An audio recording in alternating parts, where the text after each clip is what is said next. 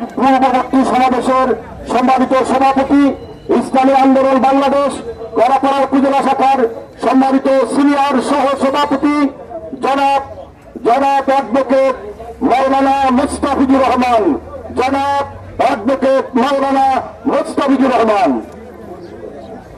কথা সংক্ষিপ্ত, তারপরে বলবো আমরা আজকে এই জুলাই বিপ্লবের বর্ষপূর্তি থেকে আমরা একটা শপথ নেব।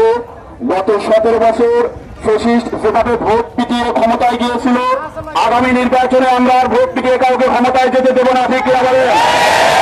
আমরা পীর সাহেব চরমনাই সর্বপ্রথম বাংলাদেশে পিয়ার পদ্ধতির জন্য আন্দোলন করেছে।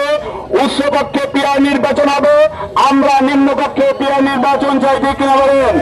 আমাদের যোগ্য প্রার্থী অধ্যাপক মুস্তাফিজুর রহমানকে বিজয় করার জন্য আগামী নির্বাচনে আমরা প্রত্যেক ঘরে ঘরে হাত পাখার দুর্গ করে তুলব। ঠিক কিনা? যারা ভোট পিটাদের চিন্তা করতেছে তাদেরকে আমরা প্রতিহত করবো। ঠিক কিনা? আজকে আমরা যে মিছিল দেবো, আমি স্লোগানটা আপনাদের বলে দেব, নারায়ে তাকবীর, আল্লাহু আকবার, ইসলামী আন্দোলন বাংলাদেশ জিন্দাবাদ জিন্দাবাদ। জুলাই শহীদ যোদ্ধারা সালাম, রক্ত দিয়েছে আমার ভাই, খুনিদের রক্ষা নাই।